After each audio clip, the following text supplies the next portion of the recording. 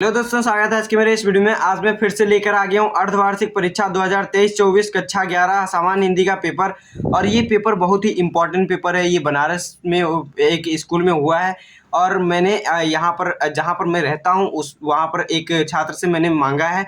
और ये पेपर बहुत ही इम्पोर्टेंट है, बहुत ही आपके जो अर्धवार्षिक परीक्षा है उसमें काम आने वाला है। तो ये पेपर आपको पूरा देखकर और सोल्यूशन देखकर ही जाना है।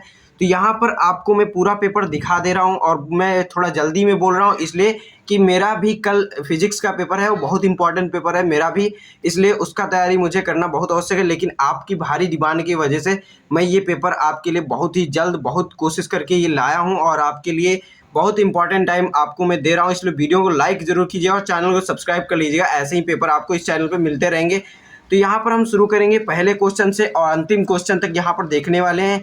तो इसका सॉल्यूशन वीडियो के लिए मैं बता दे रहा हूँ। यहाँ पर सबसे पहले मैं इसके कुछ सॉल्यूशन, कुछ क्वेश्चंस के आंसर तो यहाँ पर मैं बता दूंगा, लेकिन पूरे क्वेश्चन पेपर का सॉल्यूशन जो पूरा पेपर होगा वो आपको एक सेकेंड चैनल पे मिलेगा, जो मैं उसका लिंक पिन कमेंट के में पिन कर दूंगा और यहाँ पर आपके डिस्क्रिप्शन बॉक्स में भी उसका लिंक डाल दूंगा। उस चैनल पे आपका इस पूरे पेपर का सॉल्यूशन मिलेगा। उस चैनल को जरूर आप सब्सक्राइब कर लीजिएगा। आपके अभी कार्ड में भी ऊपर आ रहा होगा, उसको आप चैनल को सब्सक्राइब कर लीजिए। उसका सॉल्यूशन आते ही आपको पूरा देख लेना है, जिससे कि आपको बहुत ही फायदा होगा।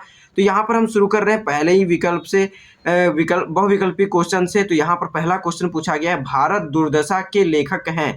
तो भारत दुर्दशा के लेखक जो हैं भारतेंदु हरीशचंद्र जी हैं। फिर आपका यहाँ पर अगला क्वेश्चन पूछा गया है, सरदार पूर्ण सिंह का लेखन युग है। तो सरदार पूर्ण सिंह जो हैं वो द्विवेदी युग के हैं, तो वो उन्होंने द्विवेदी युग में ही अपना लेखन कार्य किया है, इसलिए लेखन युग जो है वो द्विवेदी युग है। फिर आपका यहाँ पर अगला क्वेश्चन गा नंबर दिया गया है, हिंदी का प्रथम मौलिक उपन्यास है। तो बहुत ही इंपॉर्टेंट क्वेश्चन है ये, गा नंबर हिंदी का प्रथम मौलिक उपन्यास जो है परीक्षा गुरु है। फिर आपका यहाँ पर अगला क्वेश्चन पूछा गया है, घा नंबर गोदान किस विधा की रचना है। तो गोदान आपका उपन्यास विधा की रचना है, मुंशी प्रेमचंद्र जी का। बहुत ही इंपॉर्टेंट ये गोदान है और इसमें से बहुत ही क्वेश्चन आता है, इसकी विधा पर ही उपन्यास है। ये आप बहुत जरूरी याद कर लीजिए, हमेशा काम आएगा आपको। तो यहाँ पर आपका अगला क्वेश्चन दिया गया है, एकांकी सम्राट कहा जाता है। तो एकांकी सम्राट रामकुमार वर्मा जी को कहा जाता है और इनका आपने पहले 9th क्लास में पढ़ा भी होगा, दीपदान। तो ये एकांकी सम्राट है रामकुमार वर्मा जी। फिर आपका यहाँ पर अगला क्वेश्चन, ये आपके पद्य खंड पे, काव्य खंड पे आधारित 5 प्रश्न थे। इसके आपके इतिहास पे, आपके गद्य खंड के इतिहास पर आधारित 5 प्रश्न हैं और यहाँ पर आपके पद्य खंड पे आधारित 5 प्रश्न हैं। और यहाँ पर मैं थोड़ा अटक जा रहा हूँ इसलिए क्योंकि मैं बहुत जल्दी में हूँ, इसलिए अटक रहा हूँ। लेकिन आपको ये वीडियो आराम से पूरे अच्छे से देखना है, जिससे कि आपको पूरा अच्छे से सॉल्यूशन पता हो जाए और आपके जो एग्ज़ाम में क्वेश्चन आने वाले हैं उनका आप सॉल्यूशन अच्छे से कर सकें। आपके एग्ज़ाम के लिए ऑल द बेस्ट। और यहाँ पर अब हम आगे क्वेश्चन की तरफ बढ़ रहे हैं।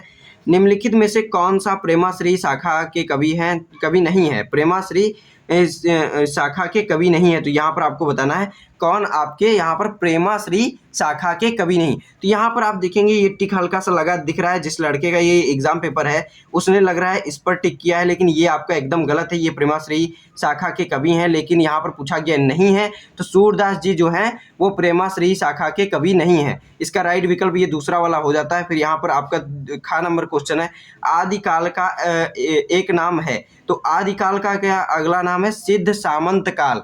सिद्ध सामंत काल आदिकाल का नाम है। फिर यहाँ पर आपका अगला क्वेश्चन दिया गया है, गा नंबर विनय पत्रिका के कवि हैं। तो विनय पत्रिका के कवि जो है यहाँ पर आपके तुलसीदास हैं। तो इसका राइट विकल्प ये हो जाता है। अब हम बढ़ते हैं अपने अगले क्वेश्चन की तरफ। फिर इसके बाद यहाँ पर आपका अगला क्वेश्चन दिया गया है, घा नंबर पृथ्वीराज रासो के रचनाकार हैं। तो पृथ्वीराज रासो के रचनाकार चंद्रबरदाई जी हैं। फिर आपका यहाँ पर अगला नंबर क्वेश्चन दिया गया है, अष्टछाप के कवियों का संबंध भक्ति काल की किस शाखा से। तो अष्टछाप के जो कवि हैं वो यहाँ पर आपके कृष्ण भक्ति शाखा से संबंधित हैं सभी लोग। तो यहाँ पर कृष्ण भक्ति शाखा ये सही हो जाएगा और ये वाला जो दूसरा टिक लगा है ये गलत है। यहाँ पर तीसरा वाला सही आंसर है। फिर यहाँ पर आपको एक गद्य खंड से आधारित एक प्रश्न पूछा जाता है जो 10 नंबर का होता है और इसमें से 5 प्रश्न पूछे जाते हैं जो 2-2 नंबर के होते हैं। यहाँ पर आपको एक गद्य खंड दे दिया गया है, इस पे आधारित आपके 5 प्रश्न पूछे गए हैं और इनके उत्तर आपको अपनी उत्तर पुस्तिका में लिखना बहुत इंपॉर्टेंट होता है, क्योंकि 10 नंबर का क्वेश्चन है और ये बहुत ही इंपॉर्टेंट क्वेश्चन है। तो इसको पूरी तरीके से आपको करना है। यहाँ पर आपको गद्य खंड दे दिया गया है, इसको आप अच्छे से पढ़ लीजिएगा। मेरे पास अभी इतना टाइम नहीं दे सकता हूँ मैं आपके लिए, इसके लिए माफ़ी चाहता हूँ। अगले वीडियो में आपको मैं फुल सॉल्यूशन दूंगा। अपना फिजिक्स का पेपर देने के बाद मैं आपके लिए पूरा सॉल्यूशन वीडियो आपके लिए ज़रूर अपलोड करूंगा। तो चैनल को ज़रूर सब्सक्राइब रखिएगा, वीडियो को अभी लाइक कर दीजिए। आपके लिए मैं इतना कार्य कर रहा हूँ तो इतना एक लाइक तो बनता है। फिर यहाँ पर आप देख लीजिए 5 प्रश्न इस तरीके से पूछे गए हैं, इनका आपको सभी का उत्तर देना है। इसी में से कुछ का उत्तर मिल जाएगा और कुछ को आपको याद होना चाहिए, जैसे कि पाठ का नाम, लेखक का नाम, ये सभी चीज़ें आपको याद होना चाहिए। तो उनमें से आपको यहाँ पर आंसर लिख देना है। फिर आपका इसी में अगर आपको ये वाला गद्य खंड नहीं आ रहा है तो यहाँ पर आप इसके अथवा में दूसरा गद्य खंड कर सकते हैं। इस तरीके से कर लेंगे। इस पर भी 5 प्रश्न दिए रहते हैं आधारित, इस पर आधारित। फिर इसी तरीके से आपके पद्य खंड से भी आधारित 5 प्रश्न आते हैं और एक पद्य खंड आता है, 2 पद्य खंड आते हैं जिसमें से आपको एक ही पद्य खंड करना है। ये भी 10 नंबर का क्वेश्चन होता है और यहाँ पर 5 प्रश्न पूछे जाते हैं 2-2 नंबर के, इसमें भी। तो इसी तरीके से आप देख सकते हैं यहाँ पर दिया गया है काव्य खंड, और यहाँ पर इसी तरीके से इसमें भी 5 प्रश्न पूछे गए हैं और अथवा वाले में भी इस तरीके से पद्य खंड दिया गया है और इस पर भी आधारित 5 प्रश्न पूछे गए हैं। फिर यहाँ पर आपका अगला क्वेश्चन दिया गया, बहुत ही इंपॉर्टेंट और बहुत ही मोस्ट इंपॉर्टेंट, जैसा कि आप जानते हैं 10 नंबर का यहाँ पर पूछा गया साहित्यिक परिचय, साहित्यिक परिचय और उनकी रचनाएं। तो यहाँ पर आपको इन तीनों जो आपके लेखक और कवि हैं, इन तीनों का मिक्स करके यहाँ पर पूछ लिया गया है। 10 नंबर में से आपको किसी एक लेखक या कवि का आपको साहित्यिक परिचय देते हुए उनकी प्रमुख रचनाएं लिखना है। तीनों आपको दे दिए गए हैं, बहुत ही इंपॉर्टेंट है।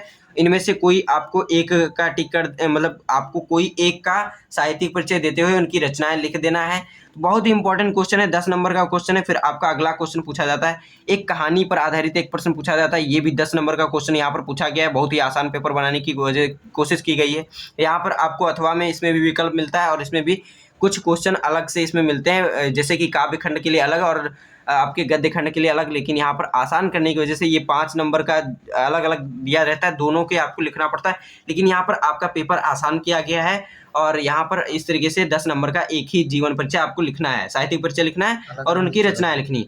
इसी तरीके से यहाँ पर बलिदान कहानी का सारांश अपने शब्दों में लिखना है। जो आप बलिदान कहानी पढ़े हैं उस पर उसका जो सारांश है वो आपको अपने शब्दों में लिख देना है और आपको 10 नंबर अच्छे से प्राप्त कर लेना है।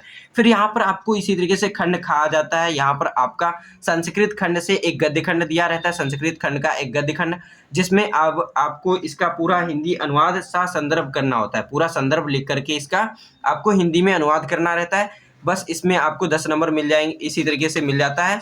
और फिर आपका इसी तरीके से अगला क्वेश्चन होता है इसके संस्कृत खंड के पद्य खंड से, इस पर भी आधारित 5 प्रश्न पूछे जाते हैं। और यहाँ पर पेपर में जो भी आपके काव्य खंड गद्य खंड दिखाए जा रहे हैं बहुत ही इंपॉर्टेंट है, उनका आप जरूर तैयारी कर लीजिए। कुछ करिए चाहे मत करिए, लेकिन वो जो दिखाए जा रहे हैं वो बहुत इंपॉर्टेंट है, इसीलिए इस पेपर में आए हैं, इसलिए आप उनका जरूर तैयारी करिएगा। बाकी भले ना कीजिए, लेकिन ये जो इंपॉर्टेंट गद्य खंड और काव्य खंड होते हैं उनका तैयारी करना बहुत ही इंपॉर्टेंट होता है।